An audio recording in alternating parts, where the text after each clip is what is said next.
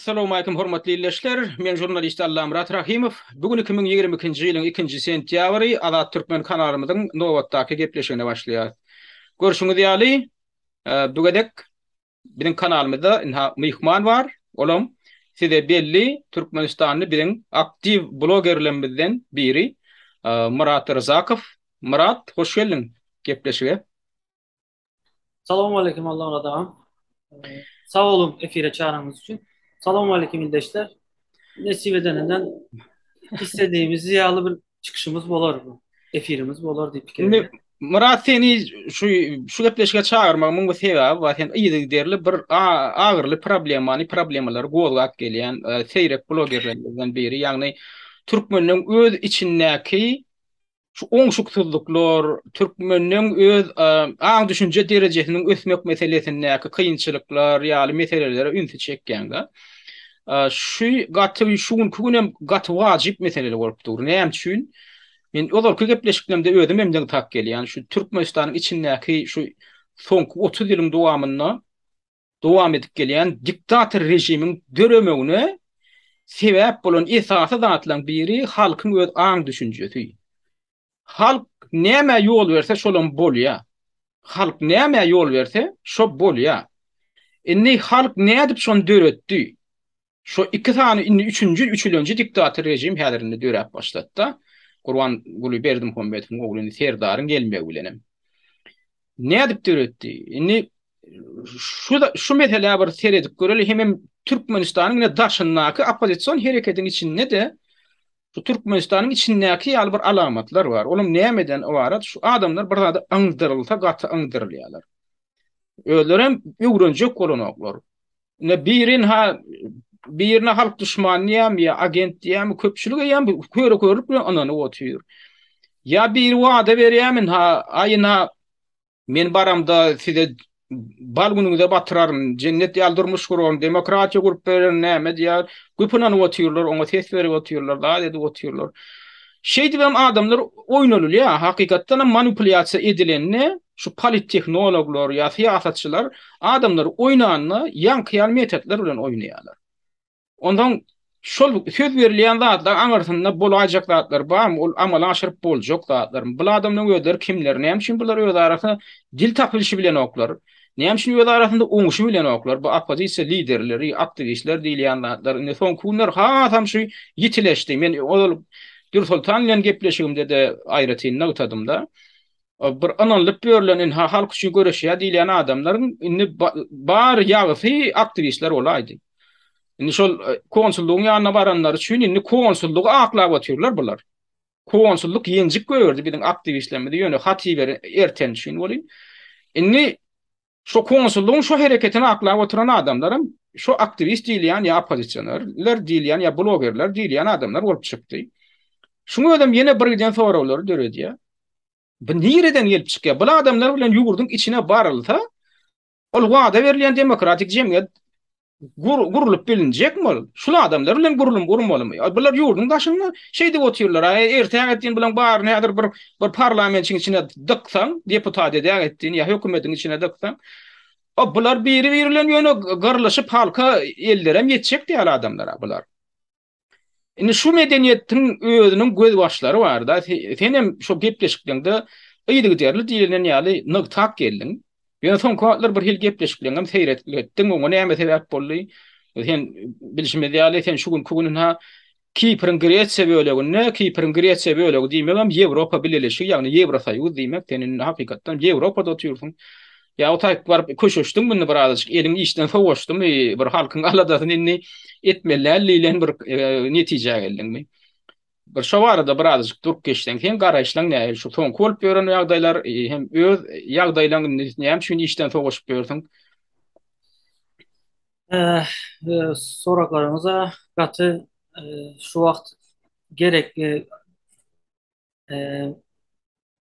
medyamızda gaýnap duran soraklarım birisi de aslında. Yöne indi sonundan başlasak, menden için videolarımı azaldığının sebebini onu dile getirsem, indi ön Türk tarafındatım, Kipr'ın Türkü bölümünde yaşap gördüm Ve otayda indi neylem bulsa komfortum da özümün komfortum vardı, özümün öyüm, cayım, tanıdıklarım, yani nəmelerim ve boş vaktim birazcık kenti, ondan sonra da birazcık e, özümüm şu vaklar hem aktivini hem e, belki fikir etmeyenem köpçük şedenlerim oldu. Yani aslında hazır indi bu tormuz verenim, bu stop verenim ve hazır az çıkış etmelerim bir, benim için peyda getirdi. Çünkü bir razmyşlenya da pikirlenmeye bir aslında go bir vaktam boldu diysem böyle. Yani indi ben az bärik gelen son hem için azalmanın sebebi, asıl sebebi nämeden ibarat bolupdur. Şimdi bärik geldim başka yurt, başka mentalitet, başka insanlar, e, başka sistema, hem mezat bambaşka. Ve berde de hiçkili tanıdık yok, hiçkili kömek yok, zat yok ve e, şimdi ayakta kalmak için elimden gelen ne yapıyorum berde de. Hem iş gözleyen, hem o diye bu diye ve şu sebepten hem de perigruska olup durdu. Hani bu çıkış için hem şimdi neden olsa hem vakit ayırmalı adam. Bu mozgu beyni birazcık spokojnorak olmalı. Yani şu bulmanı için hem edip bilemi ondan sonra da beni nervin ya. Beni biraz gaharımı getiren zatlar bolup gören için hem edem o. Olam ne deyip sorak verseniz şu görüp diyorum da özümüzün şu ön bile hareket edip öğrenen aktivistler, bile ön birleşip öğrenenlerimizin hem şu yanlışlarını kapitalan gören böyle şu yanlışı birazcık zayıf diye de katı otur ya. Hani ey sana aytsana mı yine sen şunu edip diyorsun yine şu bir ütkeşiklik yok olan için hem hazır ben çıkıp bir zat değilsem hem ütkeşik olmaz diye bir düşünce de geliyor bir tarafından. Yani indi hazır şu gün şu siz beni çağıranınız için indi açan şunu ben açacak derdi. Belki kevirlerinin hem göğüne deyip bilirim. Yani sonunda da açacak diyeceğim. Yo ni esasy problema inni yanka aýdýan zatlaryň sen şu daşary ýurtdaky türkmen oppozisiýasynyň işi bilen baglanşyklar. Şu Ha, taýdaky adamlaryň hereketleri öýlerini alyp barışı bilen baglanşyk. ha, Esasy problema näme diýýär? Näme üçin türkmen oppozisiýasy uly güýje öwrüli bilen ok henidem. Her hil finanşyklara medilip görüli, her hem özünden ha opozisiýaň bir lideri ýa-da ýa halkyň ykbaly üçin ala diýen adam hökmünde görkeden bolýar. Halkyň haky hukuky uruna adam ala diýen adam hökmünde görkeden bolýarlar. Ýöne koýjada da gedek gelende birek hormat doýmak meselesine gedek gelende, birek bilen bir oturuş, düşünmek meselesine gedek gelende bolyn şolar özlerini görkedi bilen oklar. hmm, Görkediýärler ýöne nähil derece görkediýärler. Ağızlarına geleni otururlar ya bireklen agent ya da ispiyon ya da otururlar. O birek dinleyebilen oklar bolýar sen ala alaşmanan bilersin. Ýöne ala alaşmasan hem diyalog diýilýän zat näme? Iň bolmany dinläp bilmeli. Öz gurrun deşiňi ala alaşaňok ala alaşaňok diýmeli. Öz pikirini aýtmaly. Öz pikirinde galatyň ýerse galmaly. Ýöne düşman saýmaly. Öz gurrun deşiňi. Inni şu meseleň düýp sebäplerini nämäni görýän? Nädip bunu düz edip bolar? Bu düz edip bolşok zatmy? Senem ýan kaýd aýdýan zatlaryň şol aýdýan zatlaryň ýene şoňa bar ýa-da sen aýtdyň inni şunu ýallatlar görüp ýörün, şolam birazajyk sen ýeliň işden soňuşmagyna da sebäp boldy diýäň da. hmm. Indi Şimdi şuda birinji soragym, şu kökleri nämede? Nirden gelip çykýar? Hem şunu düz edip boljak zatmy? Bir umyt barmy? Täze halk teredi otýur, adamlar teredi otýur. Olaram şu soragy berýär. Şulara bir umyt baglasaň boljak we bolmajakmy? Şular bir hadi edibiljek bir erti bolýar, şuny etmese erti edibiljek adamlarmy ýa edip bilmejek adamlarmy? Şu soragym köpler gadyklandyrýar. Indi sen pikirinçe nähil şu soragyň jogaby nämeden ibaret? o şonu ben biraz size düşündüreceğim. Şimdi bu benim öz fikrim. Yanlışam bolup biler. Belki kanagatlı bir cevabım bulup bilmez. Sizin için olmasa da dinleyiciler için. Yöneme sonunda da diyeyim de. Hani benim görüşümlerde e, şu opozisyonerler olsun, aktivistler olsun, şu öz aralarında ılalaşmadığının sebebinin düyübü şolar e, birleşmek isteyen oklar. Bu bir benim fikrim bu. Şolar özleri birine hormadan koyacak niyetleri yok. Birek bilen bir birikip hatta diyemi birleşsin. Hatta уважение koyup iş öğretmesini. Çünkü hemmesi diýär bizim maksadımız bir. Maksadın bir bolsa onda şu maksat boyunca eğer ılalaşmasan da en azından medeniyetlice gürleşip, medeniyetlice çözülüşüp işine devam edip bilirsin. Yani Doğru. ben şunu göremem. Indi birleşetler gelen ok diýäň da. Hmm. Gelen o. Näme Bunlar näme üçin birleşetler gelen okka? Näme üçin şol çok ol hökman wara bir gurama bolmak diýmek bu hakynda gurrun geden ok. tamam. Kawalitse bolmak. Sen öz gurama öýe toparyň bilen galy ber. Birleşmek diýilýän zat näme? Bir belli bir maksada. Maksadam näme? Şu häzirki diktator rejimi gidermek. Şo toparlanyşyp baryp bir türlü toparlar bolup barybam. Tamam. Şo taýda täze bir sistema, täze bir jemgyýet kurmak. Ha. Inni. Şu meselede de hükman bir urama olmak değerli, koalisyon olmak. Dürlü Tamam. toporlar bilen birleşip bir maksada amala aşırmak. Ölerim aydiya maksadımız şu diye. Tamam. Maksadımız şu diktatör rejimi getirmek, demokratik bir cemiyet kurmak. Tamam. Yönetenim aydiya bilen birleşeti gelen ok diyen, birleşmek maksatları yok diyen. Tamam. Näme sebäp bolýar ka onda soňa şu birleşikler gelmeýän bolsa, we birleşmeseler uly bir güýje öwrülmeseler edip boljaklar ýok. Häzirki rejimden gider bilmeýän. Dünýä jemgyýetçiligim şolar şo ýagda ýeter edýär. Şolar öýdara dil tapşyp uly bir güýje öwrülip bilýärmi? Kim bilen işleşmeli? Halkara guramalar şoňa ýeter edýär. Kim bilen işleşmeli? Haýty, şu jogada gizicik topar bilenmi? Ay ýok, bula işle dedi bilmeýär. Bir gizicik topar. Bu topar bilenmi? Ýok. Bular güýç däl. Hmm. Ondan indi buların birleşet gelmeýän bolsa, şo sorag. Näme üçin birleşet gelen okka? Aytjan ağam, bular ya şoların, şu çıkış edenlerin arka planda maska takılan bir upravlyasyonu ulanıp görenler var. Demek şonun aydandan çıkan ok. Eğer ki hakikattan Türkmenistan'a bir peyda getirecek olsa, hakikattan eğer özü şu işini alıp baryan bolsa, şu men mesela dapustumda men sizi halamam. Men sizi halamam. Sizin gürleyiş tonunuzu, sizin tankit edýäninizi, sizin wapşe çıkışınızı halamam. Yöneme yine de sizin niyetinizi görýän näme? Şu Türkmenistan barada gowy çıkışlar edýäňiz, adamlara ılım bilim getiren. Ben onu primer aytan, yani sizi zatla yanlış düşünmesin dinleyiciler. E, şu primerde aytan.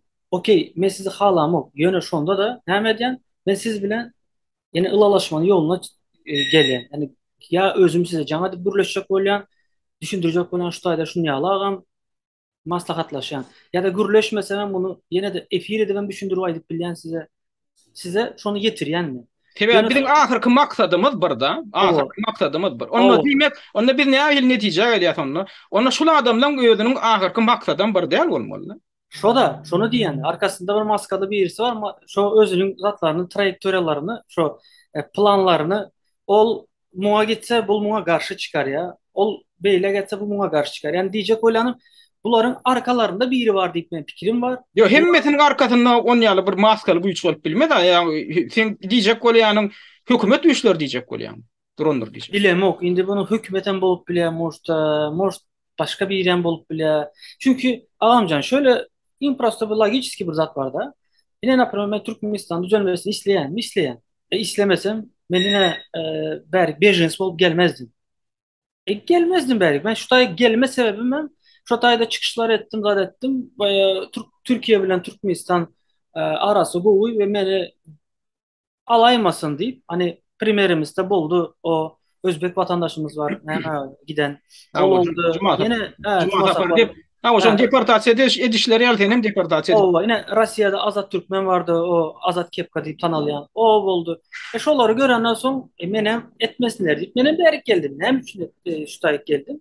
Özüme keyfim boyunca gelen yok. Avrupa'nı göreyim deyip gelen yok ya da Avrupa'da yaşayın deyip gelen yok.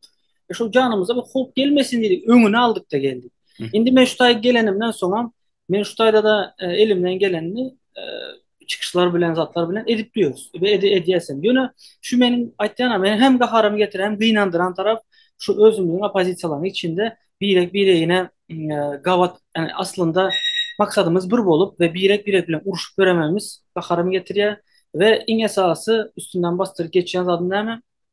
Özümüz ul iline çıkıp gürleýäs. Yani hapa gürleyen blogerlerimize şu tadan değinip geçecek.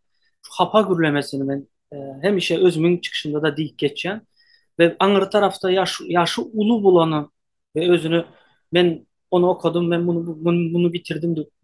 Yani hem yaşı, hem oputu, hem ılım tarafından özünü yukarıda görüp bilen adamlarımızdan çıkıyor da şu ağzını kapalap gürlemesi hem beni kararımı getirmesinden ziyade hem vatandaşlarımız da şu dinleyen vatandaşlarımın alyan informasyasına kıyınan da. Yani onlar o informasyonu karaşanı.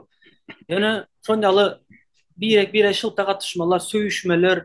Yöne yine bir zat da şol inni şu tögün tödler agresiv zat bir tödler ulanyp çıkış etseňem şonu da halk gollap otyr da. Inni Aa, bulam yine halkyň medeniyetiniň belli bir derejesini görkezýär. Birinciden aşo çıkış edýän adamyň özi bir belli bir etalony adamyň aňyna ornaşdyrýar. Etalon diýmek näme şol? Ine aa, şu norma, ine şu norma diýmek bolýar.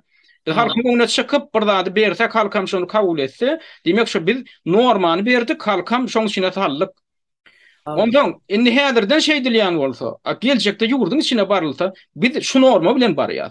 Biz başga norma bilen baramyzok, biz demokratik norma bilen baramyzok. Sebäbi demokratik norma diýilýän adamyň mertebesini paýyş sözleri bilen, söýgüç sözleri bilen, mertebesine degiji sözleri bilen kemsetmegi hiç demokratiýanyň gymmatlyklary ölçüne alanok. Diktatura alýa. Diktatura da bar oda. Dar sen näme diýsen diýbermeli ana berdim Muhammedow ana haram dada diýip söýýär ministrlerine. Bir kedek şol şey diýen sözi efire çykdy. Ol iny aýuly okturup daşary ýurdun adamlary geň görüp jurnalistlerim buňa uny berip Azatlyk radiosyna da bir o temany goýdy. Emma häzir seredýät bolan biz ýurdun içine demokratiýa ertşek diýen adamdan biz agdymdan her gün ýene çykyp durýan ki ondan beter sözler çykýar da. Beýdimek näme? Diýmek onda biz şol norma bilen, biz şol kaada bilen, şol medeniýet bilen ýurdun içine barjak bolýar. Hemem biz diýen demokratik jemgyýet kurup berjek diýip wada berilýär. Olar ýaly medeniýet bilen, olar ýaly norma bilen, standart bilen demokratik jemgyýet kurup bolanok. Biz häzirden şol demokratiýa diýen adamyň nämedigini öz hereketimiz bilen görkezip bilmesek, biz onda bizim kimdigimizi näme, biz kim bolýar? Biz diktator. Biz diktator boljak barýar. Ýöne agdymyzda şol lozung bar. Menem şu ýanky öňüm bir aýdyp geçipdim. Şo politeknologiýa diýip bir zat da adamlar manipulyasiýa etmek, zat metodologiýasy bar da. Şol wada berýän, emma hereketinde başga zat seni etjek bolýan, niýetiň başga zat. Şey diýen adamlar oýun bolýar. Men demokratiýa gurjak diýär, adamlar hem ananýa. Olaram sen hereketine teredip sen demokrat mı ya demokratik gymmatlıklar onu hareket edýän ýa-da muňa da baha berilen oklar. Hakykatynda görünüp dur. Häzirden görünüp dur. Köp adamlar men özüme maýdyp gelýän adamlar kalany olmuş onu ben käwet. Teredin diýen ine şunu adamyň hereketini.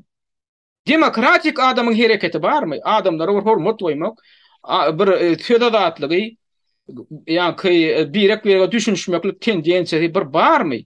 Yok. Onda şu attan yok oldu. Ne çünkü siz ne fikir ediyorsun şu yurdun içine barantam.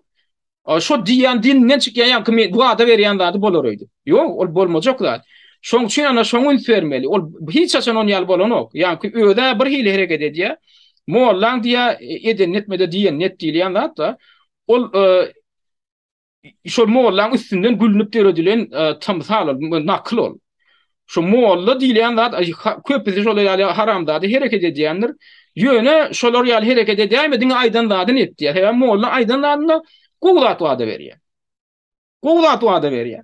Emma hereketlerini ünserip görseň şu aýdan zadyny köp mollan hereketi gawat edýän däldir. Ýöne biziňki şol ýaly bolmaly. Biz häzirden demokratiýa hakda gurrun etdikmi? Söz adatlygy hakynda gurrun etdikmi? Öňü bilen özümde düşünmeli şoň nämedim. Ana birazcık wagtyny aldım da indi şo diýen zadyň şoňa bar ya da inniki soraw. Yok, indi benim şu taýda bir iki az öz pikirimden yine size paylaşayım da gideyim. Yine ben özümün kıyızımda, şu çağımda da bir misal getireyim de halkımıza, şunu düşünsün de özlerine bilýär en ata bolanların hem de sen bilýär. Yine ben kıyızımın yanında Türk tarafında yaşap gören vaxtımda şu Türklerde Sivyaski slofu var da bilet, yani Türkçesini, Orçasında bilet değiller. Bunun Türkçe variantı lan değil yani. Üç geçik bir erveten bir zat değil bu. Yani şunu biz bir üçgen edilmiş yani men. Sonra şunu gürleyen sayı çağının yanında şu çağda şunu ertil gürlep başladı ve pastayanı gürlep patsazanyasına girdi indi mudama gürleye şunu. Diyemek neyime getirecek böyle? Yine senem yine menem az efirimde benim şu söýüp geple otursam ve bu halk için bu normaya giriyor. Diýmek şu, şonu ýaly gürlemeli diýer de. Soň nirde bolsa da ağzına gelenini ayda oturtmaya başlaýar. Bir zat diýsen, "Ejeňi näme deýin?" diýip başlaýar. Näme? Aydyp bile primer berip bile palança gürlede ana Murat Razak diýdi. Şo gürläp durda. Men şondan öwrendim diýer. Bu bir primer değil ve aslında baktığımızda bir kanun bir hareket. Bir kanun hareketi çıkıp da menin efirde gürlep adamlara şonu öğretmem ol uje menin ne toku men blogger o tarafından ve kanun tarafından gün gelse meni spokojno şo eden geplerim için yine de men şona cezasını iyi bilirim ve yerine belki eğer şunu etsem diyecek öyle. O Düşündünüz. kanunun işleyen devletlerine yankı aldığı için şu paýyş sözleri için cinayet jogap bersilmeli çekip bolýar adamy. Adamın mertebesini temizlemäge hiç kimin hakkı yok yankı alıp paýyş sözleri. Näme de bolsa arasında konflikt, yana şonda da şu çizgi geçmeliler diyeceğim da menin. Ja. Şunu- Indi bir yankı şu medeniyet meselesi adamdan özüni alıp barış şu demokratik gymmatlıklar diýilýän zatın normasynda özleriniň eýerip bilen okmy. Onu şolary ýaly adamlar hakykatdan ama Türkmenistanyň öz içinde demokratiýany getirip biljekmi, bilmejekmi? Ana şol aýdyň mysal şol hereketlerine seredip baha berip bolýar şol adamdan. Ondan indi yankı beýleki mesele ýene gaýdyp geletim gelýär da. Şol adamlar sen aýtdyň her seniň kellesi her seniň aňarsynda bir güýç bar ýaly diýäň da. Indi son kuartlar men özümde de şon ýaly şuheler hatam artyp urady. Men ýöňe aýdyp gelýän käbir toporlar bar edi. Ýöne bir hili şolaň sany hatam köpelip gidip barýan ýaly. Täze şol hatam şo katalizator bolup hyzmat edýän zat şo arada 16-njy awgustda bilen aktivistler bilen bir topory şu konsulluğa yönü hat erten üçün ýenjilik gaýdylar da, şo gaýtdylar da. Wolini şol käbir özlerinden aktivist ya blogger ya oppozisioner ýatak gelen adamlarymyz indi şu konsulluğun tarapyny tutup oturýarlar. Konsulluğun siz näme üçin bardyňyz? Siz günäkär diýär. Beý diýmek näme diýmek? Konsulluğun günäsi ýok, o taýda seniň hat erteniň üçin uran bolsalar konsulluğun günäsi ýok, siziň özüňiz günäkär näme üçin hat alyp barypsyňyz? Diýlen nada açyk aýdyň oturýarlar. Indi men şol adamlaryň hemmesiniň arkasynda hökümet vardır ya meheme vardır diýip düşünemok. Ýöne käbirleriniň düşünjesiniň bary ýetişi şolar ýalym kadýan. Indi ol bir toporam ýörüýte diýär şolaň arkasynda onu güýç bar. Tebebi şonda da ýaly kim diýip biler? Şolar ýaly da aýtmakyň özü kimiň bäkwiidine? Opozisiýaň bäkwiidinemi? Adam hukuklarynyň gorulmagynyň bäkwiidinemi? Aktivistlik hereketlerin Türkmen aktivizm hereketinin bäkwiidinemi? Ýok. Kimiň bäkwiidine? Türkmenistan diktator rejiminin bäkwiidine bolup çykýar. Ýöne şey diýip terede alyp şey diýip ýöne ýeňeşdirip görüňdi. Diýmek onda şoň özüne meçe görýän ýetasy adamlar bar. Şolaň özleri boş däl. Men boş däl diýmegiň sebäbi şolaň aňarsyndaky motivasiýasynyň özü olaň özünden gelip çykýan däl başga bir güýçler bilen diktator rejim bilen baglanyşykly güýçler bilen şolaň hyzmaty hökmüne gelip çykýan ýaly. Men özümde şolar ýaly başga mene düşünür bilen mokda. Indi şu meselede men şol duýdurjak bolýanlaryň öýlerini oýnadyp berenler bar. Şo ýankada şolaň edýän populistik çykyşyna ananyp şolara gulak atyp barmalar kelin diýenlerde kellesine uýanlar bar. Bir öýüňiz şonu teljerip görmeli. O näme üçin barmalar kelin? Diýmek onda siz näme boýun alýaňyz? Hökümete onu arz etmäge biziň hakkymyz ýok diýmek bolýar. Siziň öýüňiz şonu boýun alýaňyz. Hatam etmek bolanok, arzam etmek bolanok, ýollar aç diýmegen bolanok, iş ýerlerini döret diýmegen bolanok, golga uşurup oturmak bolýar. Siziň öýüňiz şo ýankydatlara aňdyrylyp şo ýa görülmezçilik edýärmi aktivistlere ýa şolaň käbirler ağır aljak bolup edýärmi ýöne şolar ýaly hereket etmek bilen şo aktivistler ýigren ýanem bolsaň şo konsulluga baran aktivistleri ýöne şolaň eden hereketiniň halk üçin bir bäkwiidiniň bardygyna düşünmeýän bolsaňyz şo meselede de ýene de konsulluga aklaýan bolsaňyz diýmek siz diktator rejimine aklaýan diktator rejimine hyzmat görkezýäňiz. Men indi ýöne koy adamlar şunu aýdýan şonu. Men ol ýörüýte bil katlaýyn edýän çykyş edýänler bar. Men odur gepleşimde de men aýratynly tak geçdim atlaryny. Ana olar bil katlaýyn edýär onu. Olar asla Türkmenistan hökümetini tankit ettirmejek bolýan adamlar. Hatta şol sizi ýenişlerem gan dökselerden öldürseler hem ýene de Türkmenistan rejimini aklaçak adamlar var. Öldürem opozisyonerler adyny göterýänler. Blogerler adyny göterýänler. Şolar ýaly adamlar bar da. Şoň üçin türlü kategoriýa bu taýda adamlar.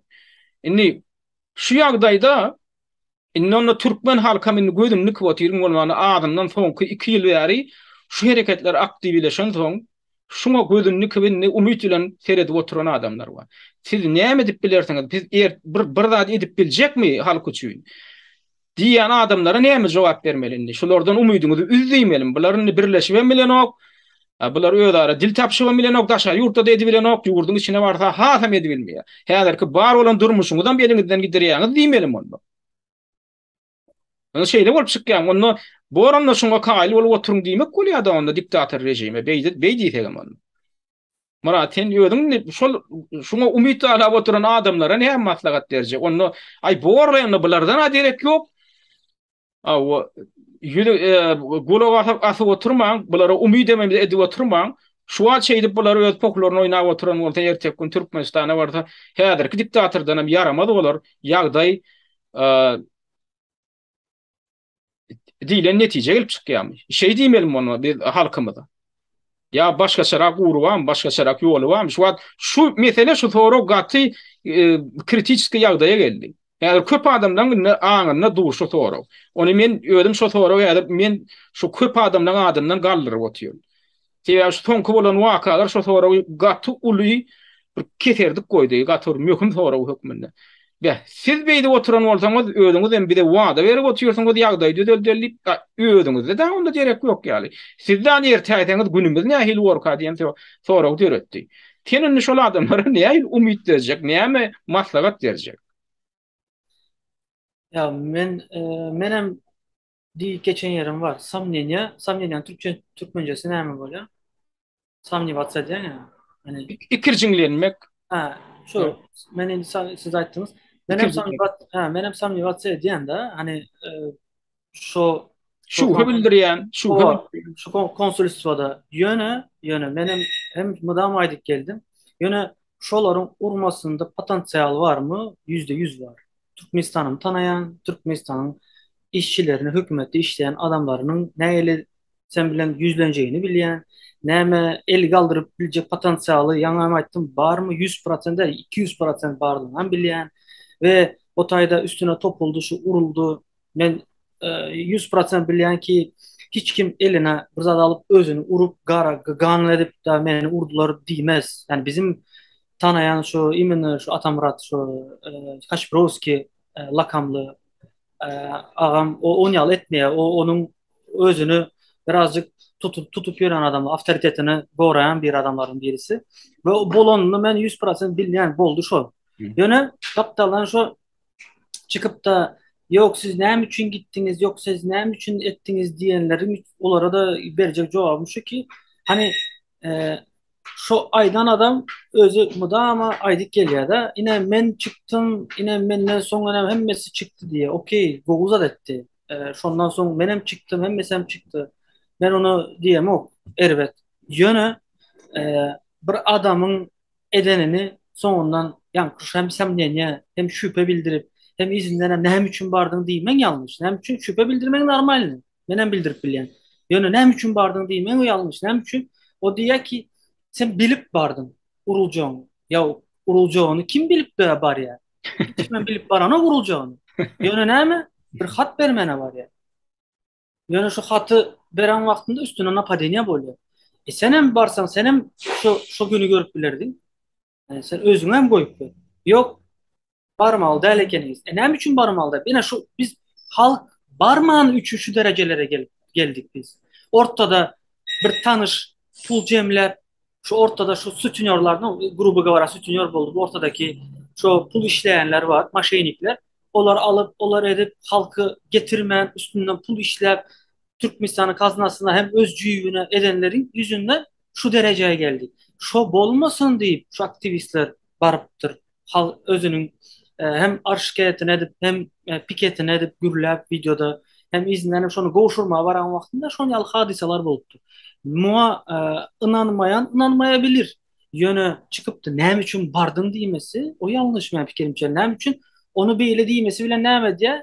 Şo imanda şo gürlemesi bilen halka gitmeň diýe. Gitmeň diýen adam demokratiýany getirjek adam däldir. Yani demokratiýany gurjak adam däldir, gitme. Sen gitmeseň diňe ekrandan gürlep, ine men emas şu ekrandan gürlep oturanym bilen hisat bolanok. Ine men az berden gürlän ýöne şunu diňlep, şo taýdan bir watandaşymız bıdakna biletсе dep, menem inde menem bara indi. Biz nabarosu adamlar galdırmalı ki şu barsına talap etsin.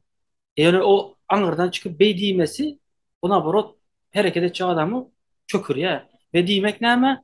Şu gürrüňi bilen belki hükümet tarafı bolmasa da hükümet tarafına geçen bir pozisiya geçiyor görünüyor.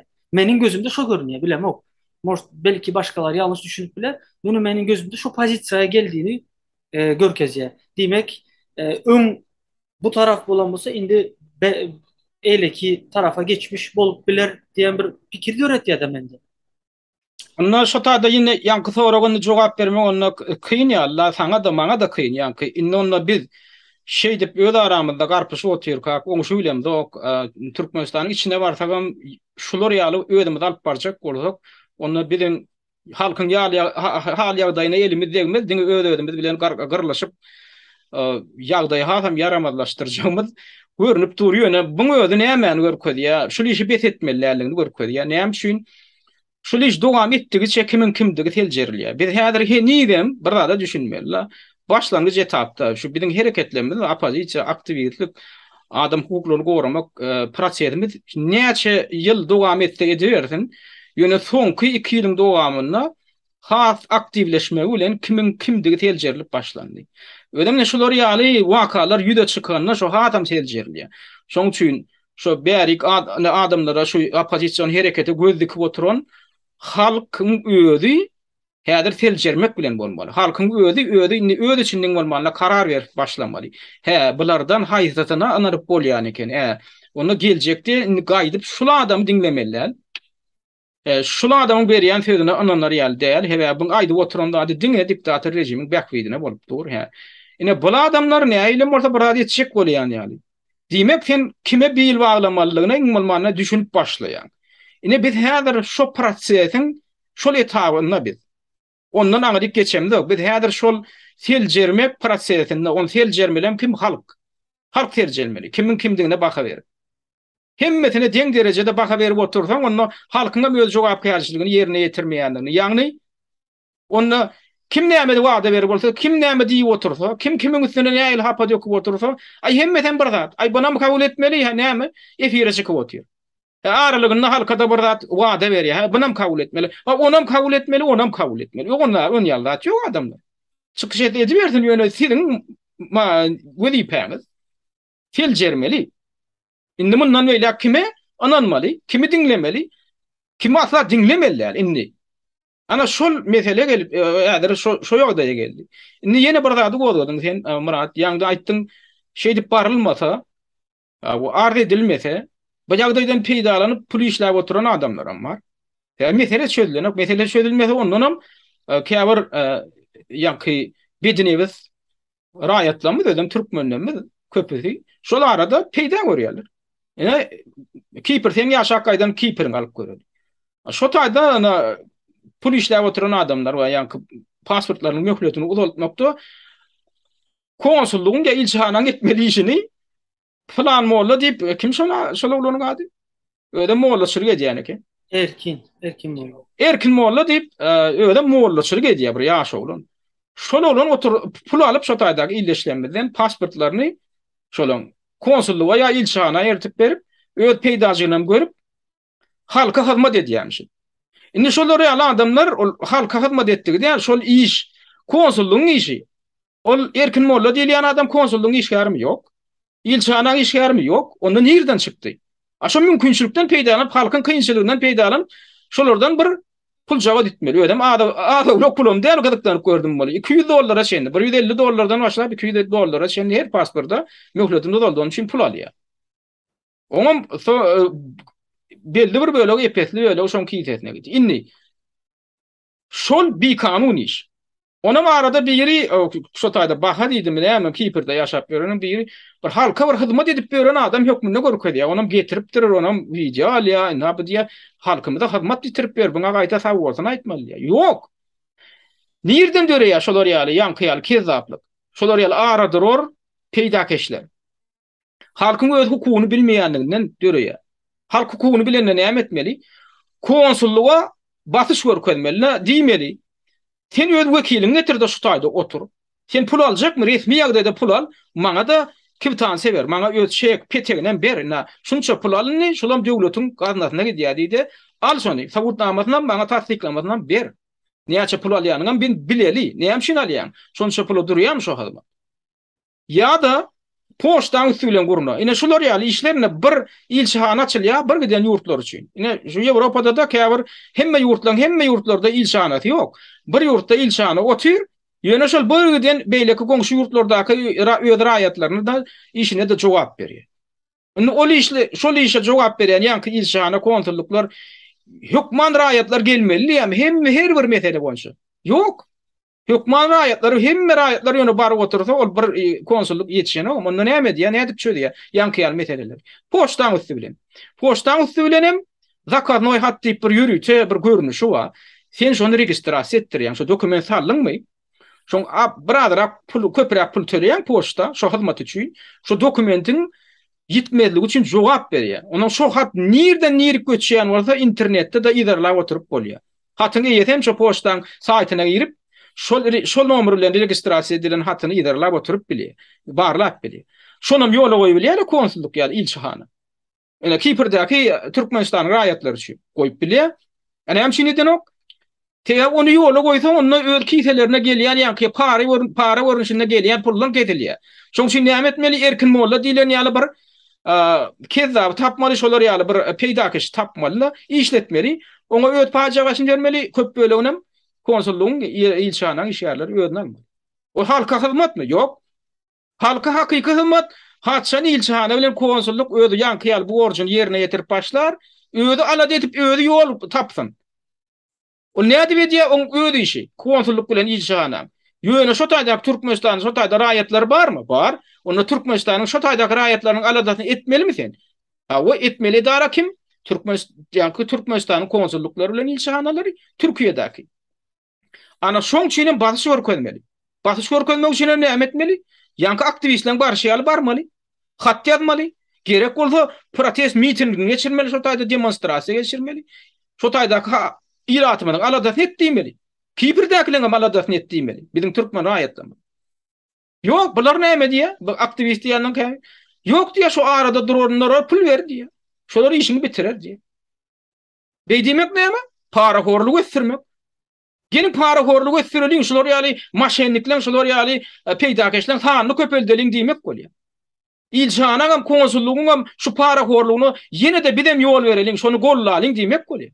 Şey diýmek bolýar. İlçihanam şu edenetdiligine bidem ýol bereliň, gollalyň adamlar pul töleýän, para töleýän şu arada durýan ilçihanam şu dikmelerini diýip. Olar ilçihanam dikmeleri. Şey diýmek bolýar. Ine şu taýda da manipulasiýa edip oturýarlar. Hukugyny goramaň diýmeklige çagyryş edip oturýarlar. Ana şu hukuky goramak üçin barlyp durulmaly. Ýygy derli barlyp durulmaly. Şu barlanna da şolaň tartaşylýan, pohaçylýan, hüjüm edýärmi? Biziň raýatlarymyň maňlaýlaryny ýarýarmy? O biziň raýatlarymyň aýbymy şol? Ýok. Biziň raýatlarymyň gahrymanlygy şol. Bar ýa biziň raýatlarymyň şu hüjüm ediljek hopam baram bolsa bar ýa da näme edýär? Hüjüm etse şolaň öz ýüzüni açýar. Ine Türkmenistanyň diktator rejiminiň ýüzü açylýar. Daşary ýurtlarda. Şoň üçin barmaly, baryp durmaly. Türkmenistan rejiminiň hakyky ýüzüni şo taýda açdyrmaly. İlçihanalar hem konsulluklaryň üstü bilen. Nähil ýagdaýa çenli şolar kanun boýunça öz ýerine ýetirmeli, wezipelerini ýerine ýetirýänçe şonu edip durmaly. Şonu etmesen bolar, näde düşünýän? Bular haýwan derejesindäki adamlar. Haýwan ýöne töz bilen düşünýän nädir? Taýak bilen düşünýändir. Taýak bilen düşünýär. Indi şular ýaly haýwan derejesinde düşün, bagyşlan bol men şo şey diýmeli bolýan. Bulan düşünjesiniň derejesini Türkmenistanyň diplomatik edaralarynyň, işgärleriň düşünjesiniň derejesini haýwanyň derejesi bilen deňeşdirýärmi başga zat ýok. Ýöne hat getiren adamyň maňlaýyny ýaryp göýberýän adama sen näme diýersiň? Haýwan diýersiň. Hayvan düşünmüyor, o hat näme? Baya da süfya seni. Sen hat dertip soňa düşündürjek bolýan, o haywan hatyn nämedigine de düşünenok, o haty näde geçirmeli onu düşünenok. Haywan diňe bir zat öyle ya, özüm şakly boldy. Olaram şakly haywanlara degişli ýaly. Sen süfya. Ana şolar şeydik göýberdi. Diýmek bolary, şolar ýaly haywan derejesindäki mahluklara, adam tapak mahluklaryna näil tapak berip bolar. Diňe baryp basyş görkezip, şolaň öz borjyny ine şey dip düşündirip edip bolar. Başga ýol ýok. Indi şoňa garşy çykyş edip oturan adamlara siz özüňiz baka berin, ýok şonu şey etmän diýe. Bir gyýtaklaýyn aýdy. Gyýtaklaýyn şu taýdak para formada pul berdi diýip aýdy şonu. Şeydik gollu diye. Şu yankı ilçana bilen konsulluğun para horluğunu korrupsiyanın şeydik gollu diye biri. Bir ayda yok tuğruna barma sen ödüm sen PR ediyen ödüm. Barma sen PR sen barsan PR ettin oluyor barma sen. Bu ayda otuyor. Bir ayda sen o tayda diye o kanunu bu diyen diye. O ne kanunu bu diyenmişsin. Sen ilçana önüne dergodesin iş önünü bağlamadın. İşine PSL vermedin. Yolu bağlamadın, yolun garasında durup hata kodun. Eline plakat alıp barmadın, ol bir miting hem demonstrasyada diňe hat alıp bardın. Şo kağıdı götürüp baran üçin sen kanun bolýan. Bilip oturşon diýen adamlar, şo kanun bozmalygyny şo taýda ýokdy. Diňe onu şo näme üçin diýen. Şol adamyň niyeti gowy bolup diýen, o halkyň aladasyny edip diýen o. Şoň üçin adamlar düşünüňni wagt geldi, kimin kimdigini teljerip, kime ananmaly, kime ananmalylygyny teljermeň wagty geldi. Şonam etmeli kim siz, adamlar siz etmeli. Ana şonno haçan teljerler, hawa harpyk diye öz çigdinden taýlanmaly. Harpyk öz çigdinden taýlanmaly. Şo çigdi taýlarsaňyz, şo peýdal çigdi.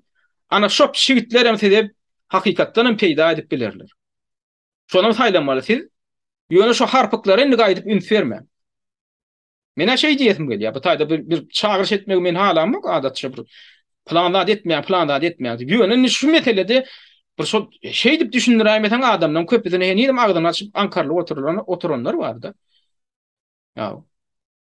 Murat sen boş şoýajak mı? Maňa käbet köp gepleýän diýerler da. Yok yok. Menin diyeceklerimi dediğiniz, doğru dediğiniz. Hakikaten şu bizim adamlarımız indi nereden bolsa 3-nji ýyla basyp gelýär. 3 ýylan boldy mu diýen de 3 ýyldan beri şu hareketler has ösüp gitdi ve indi izleyen bizi dinleyen bizi seyreden adamlarımızın ösmesi gerekli diye fikir eden dine pöngpöngüne seyredip çıkış ediyormuş deyip şu goldamak o bolanak diye fikir eden. Bir mi?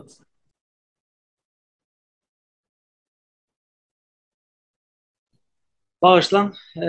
Son için doğru dediniz ve adamların hem şu yan kaydanlarınızı dinlep şondan bir özüne bir peydalı adını alıp ve en esası şonu harekete geçirip başlamasını ben isteyen çünkü e, anlardan çıkıp bir zat diye anlardan çıkıp bir zat diye sen seyret diye de ne mi diye sana peydalı zat mı guruleye senin vatanın için peydalı zat mı guruleye ya da senin vatanın için naboru tersini mi guruleye şoları algoritmanı özün sazlamanı öğren diyecek oldunuz siz şu vakt şu yankı gürlemeniz bilen. Hem vatanımız için hem senin hak hukukuny goramak için. Hem umuman halkımız için, cemiyet için. Çünkü hemmemiz bir bolsak Türkmenistan düzeleceği görünüpdür. Şoň üçin näme etmeli? Biz teljerme tarafına gitmeli. Bu bize peydaly zat gürle, bu bize peydaly zat gürlen ok. Bu bize nabarot. Bize Ziyanlı da turlu ya. dur diye, etme diye. Etme diyen adam demek hangi taraf, kaysı taraf? İki futbol komandanın iki tarafı böyle ya, kaysı taraf? Hükümet mi, aktivist mi? Şonu sen de çıkarıp bilen, bunu sana aytmana gerek yok. Prosto oturup analiz etmeli. Şu analiz etmeni öğrenmeli bizim vatandaşlarımızın köpüsü. Benim şonu isteyen. Nesibelerinden bolor diye fikir eden. Umitten düşmeyelim.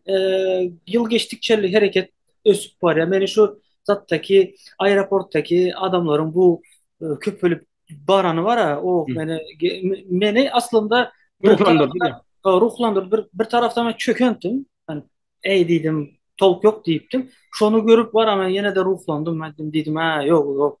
Demek ki peyda var bu işte düşünüyoruz. Diyecek olan ne mi? Belki indiki yıla belki o gören toparımız belki daşarda da 10 yıldır aeroporta girip bilmeyen durarlar. Hani eğer yol açmayacak olsa. Ya da konsülsiyonun önünde şu bu yıl gördüğünüz 4-5 tane adamı indiki yıl belki görürsünüz 1000 adamı. Düşünüp bilen benim Hmm. şunu isteyen çünkü şu şeyle etmesek bolonu haçana çeli ortadaki duran adama pul verecek. Haçana çeli ortadaki duran adamı goldap duracak. Men dememiş doğru diye dememiş adamın işi. Bir de neme molla adam. Molla adam mervet zat etmez. Tamam molla adam erbesat etmez. Ondan hem orta senden benden pul işleye. Hani Kur'an kitabı okuyan adam Kur'an kitapta ne mi diyor orada? Prosent almağan günah aslında. Prosent almağan. Böyle bir adamı dolandırıp maşenicilik edip almak o küllü bir günahların birisi. Küllü. Eğer şu inanan adam olsa o bilyendir. Yani benim fikrimce inanan adam derler. O prosto fake. Hani внешний molla deyip görüyen. Men şu anda şöyle düşünüyor. Çünkü ne mi? Ben mollaçılık edemem. Yani men şu anda da men şu iş etmerim. Ne için? O tayda bilip birinin hakkını iyi ötürüyor. Ben düşünýän hemen logik ve kellem işlep duranma. Ben Indi bir zat bula el no. vermeýän mi? Düşünýäňiz mi? Indi bula maliýe meselesi boýunça garplyk edýänler da manipulatorlar Ha. we maliýe meselesinde bähwit gazanyp. Ýöne siýasy meselede de özlerine bähwit gazanmak üçin ýanky manipulasiýa etmeklik barda. Ýene bir nyktajak dadym şu taýda şu her kimiň şu özüm liderliň arasynda, şu lider diýilýäniň arasynda prezident bolmak keseli bar häzirden. Hersi prezident boljak. Şu eň esasy keselden biri. Şoň üçin hem ýanky birleşmek ýok. Sebäbi ýa her kim öz ýandan özüni prezident etjek häzirden. Ondan ol beýle prezident näde kabul etsin? Näde oň bilen prostoryň başynda otursun? Şonam bilip goýan adamlar. Şu häzirden kimdir biri şu taýda daşary ýurtda oturup özünden prezident ýasaýan bolsa, şol adamyň niyeti gowy däl. Şol adamyň niyeti, onda şol adam diň görnüşde ýurda barmak isleýän ok. Öyle maýdandyr dilini aýtsaň. O taýyp bararsan halkyň gözi çözer diýe, ýöne şu wagt meni prezident hasaplan diýendirler, käbirler. Käbirler geçiş hökümet döredip oturunurlar eýen. Beý diýmek näme? Biz hökümet bolup barjak, şonu kabul edin diýmek häzirden siziň aňyňyza şonu ornaşdyrjak bolýandyr. Şondan gaça durun şolar ýaly adamlar. Niyeti şolar adamlar barıp ýene häkimiýeti el almak, ýekü el almak, ýene de nowatdaky diktator rejimini döretmek. Düşünün adamlar. Bu proseduran öz matematika ýaly formulasy bardyr. Şu wagtdan adamlar eger beýleki eňinleşlerine deň derejede garaýan bolsa, geljekde bileleşip barıp şo taýda saýlaw geçirer, ana şonu da kim saýlasa şo bolar diýen bolsa. Şol adam häzirden özüni prezident diýip elan etmez. Häzirden prezident diýip elan etdimi özüni ýa-da hökümetim madin, biz hökümet gurduk diýdimi? Gutordy. Biz diktator döretjek, biz diktator rejim bolup barjak diýdi bolýar. Şonet ýok bolsa ol nämedir? Bor menin prezidentler, senin prezidentler. Sende de hökümet ýok, häzir onda da hökümet ýok. O bolmagy diňe bir ýagdaýda da bolup biler, ýurdun içine barar, ana şonda bolup biler, onam halkyň öňünde deň derejede çykyş eder. Efirlerden deň derejede wagt alar.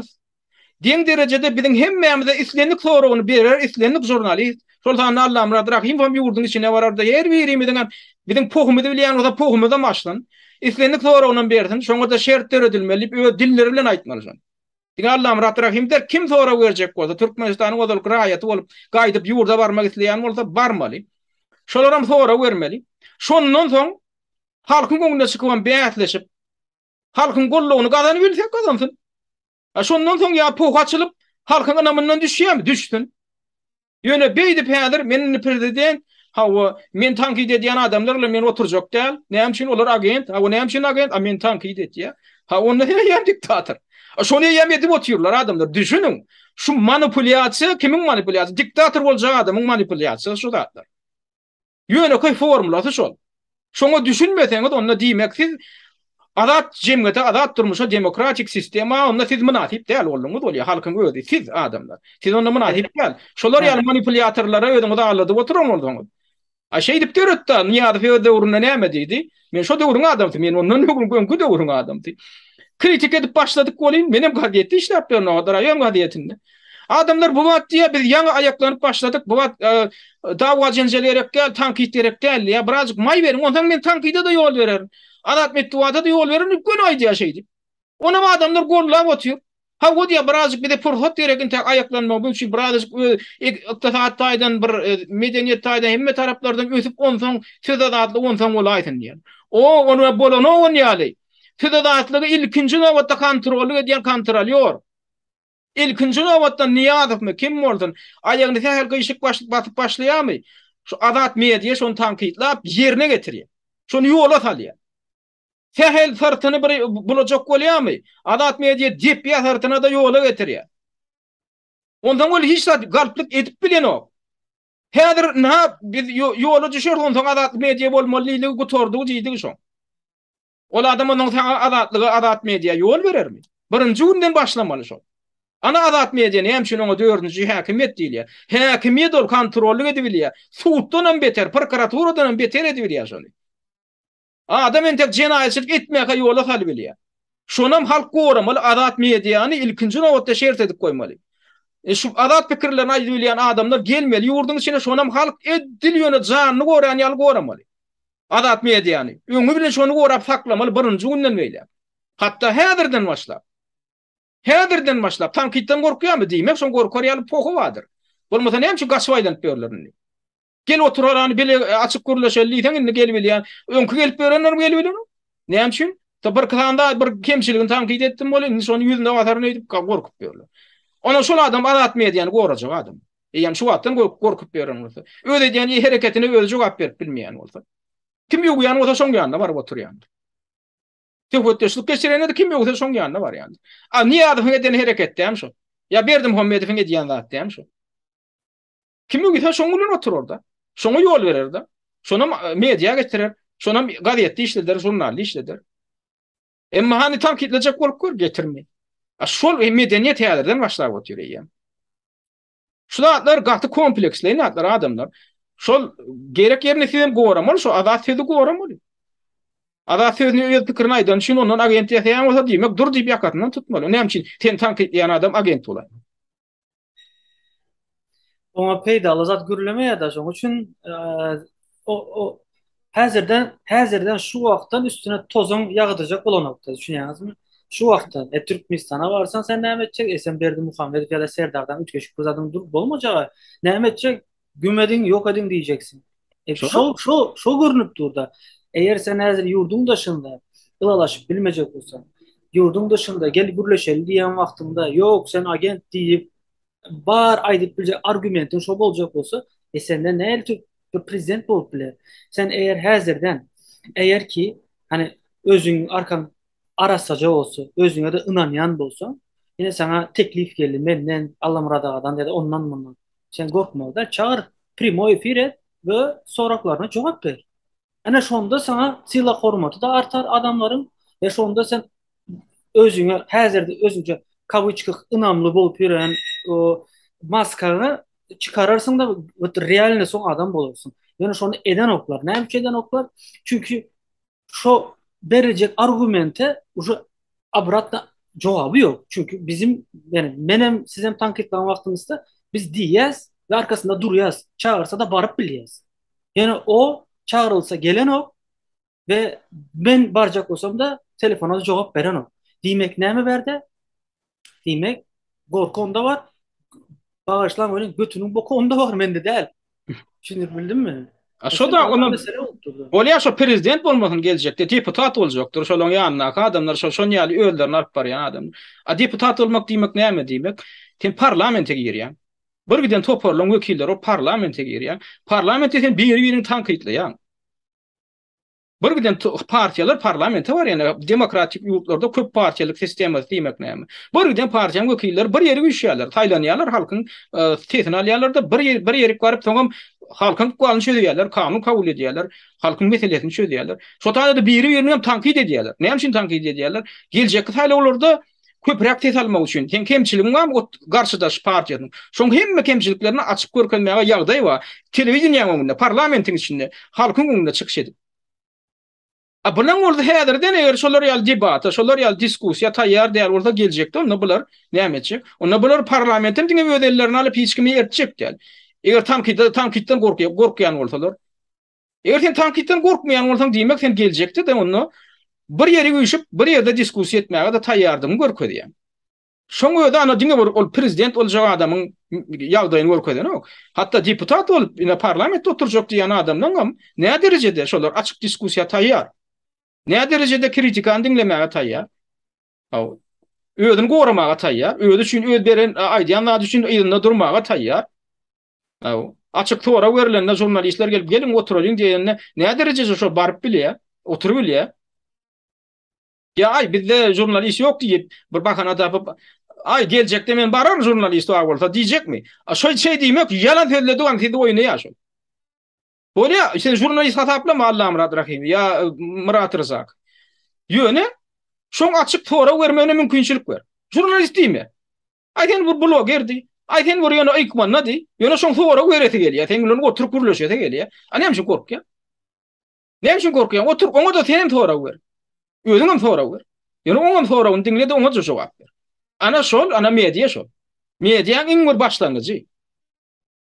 Şu zatlarym şu wagtdan öwrenmeli. Şu wagtdan öwrenmeli. Şu zatlarym etmeli. Şonu edip bilen okma adamlar düşünün. Şol adamlar geljekde de şonu etjek däl. Geljekde şoňa ýol bermejek adamlar şol. Ana naýman diýseler diýbersinler. Şu häzirden görkezip bilen okmy şonu? Geljekde dersiýärmi? Işi gaýtdy gana şol adam diktator. Şol adam geljekde ýene şo sistemany öwretjek diýdi şol. Ýöne köy aritmetika men ýene de ýanka matematikany näme gelýän? 2 goşma 2 4 bolýar bolşýar ýöne köy aritmetika butaýdy şylşym zat ýok. Diktaturan nähil döreýäniňi düşünmek üçin. Murat näme goşşaga aýrjaklar adam gam ýa şu taýda jemläýin. Awan jemläýeli. Men näme şu taýda şu gepleşiň adyny wa ýollar açylýar hem türkmenlere iş muçerek diýip atlandyrdım da. Onu men näme üçin diýäbi gynansak da biziň raýatlarymyzyň biziň dinleýijilerimizin tomoşaçylarymyzyň köpüsini bir intellektual gurrunlar şolary açyk gurrunlar kän gadaklandyran ok. Aýratýanym taryh, medeniýet, bir edebiýat hakda gurrun etseň asla tomoşaçylar ana adalar ýa-da. Olam näme görkezýär biziň bir raýatlarymyzda bir öz ruhu baýlygyny baýlaşdyrmak üçin bir tendensiýa ýokdugyny görkezýär da. Ya şolar ýaly bir açyk erkin pikiri diňläp bir dünýä garaşlaryny giňelmek nämesi ýok. Näme üçin? Şu bir dögüm çöregine mut çörek bar diýsen, şol video köp görülýär. Ya ýollar açylýar, ýa-da seňe iş bar diýsen, şolaň tamamda teredýär da. Gidýär eder raketa ýaly. Şunun biziň tragediýamyz adamlar, biziň şu ruhy garypligymyza sebäp bolýan zat. Şu ruhy dünýä garaşymyzyň dar bolmagyna sebäp bolýan zat şol. Biz şonu baýlaşdyrjak bolamyk, biz şu özgöýetimizi giňelçek bolamyk. Diňe bir dögüm çöreň aradaty bilen bolsak, şu diktator rejimi sebäp bolýan adam şol. Biziň dünýä garaşymyz näçe dar bolsa, biziň ruhy dünýämiz näçe garyp bolsa, şonça da üstümizden manipulatorlar manipulasiýa diýede şolaryň diktatory gurulýar. Ana diktaturan göremegine sebäp bolan adam halkymyzyň şo ýagdaýy. Şoň üçin birazjyk ruhy imitiň bar ýerine, birazjyk erkin diskussiýaň bar ýerine de giýerberek bir diňläňde gödýetimiňi giňelçek bolun. Hökman ýöne şo bir dögüm çörek bar diýilen ýerde şoňa tamaşa etmeli diýip düşünmäň. Ýa ýollar açylýar diýip, ýa iş bar diýip bir wada berýän bolsa. Oňuly mesele söýlenok diýip biziň problemamyzyň kökü ruh garyplikden gelýär. Dünýä garaşymyzyň darlygyndan gelýär. Bir dögüm çörek tapanyň bilen teň mesele söýlenok. Şoňa näme sebäp boldy? Sen näme üçin bir dögüm çörek uğruna taşa ýurtdalyk aýp berdiň? Biziň ruh garyplygymyz, biziň dünýä garaşymyzyň darlygy sebäp boldy. Şoň üstünde işlemeli biziň. Bir dögüm çöregem olam etmeli aladasyny. Ýöne şoňa näme sebäp boldy? Şu Türkmenistanyň içinden çykyp gaýtmagda. Şoň üstünde oýlanyň adamlar. Şoň üçin ene ötünç soraýan men şolar ýaly adylanyp bir ýöne boluşdy bir hilegarlyk eden ýaly boldum bolýan. Ýöne şunu men eksperiment etýine gedip görmek üçin ulandım. Şolady. Onda Murat şu taýda jemläýär onu wagtyny sarp edip şu gurrunga goşulan üçin minnetdarlyk bildirýän köp sag bol. Dinleýijiler tidem üns berip dinleýän üçin köp sag bolun. Sağ olun.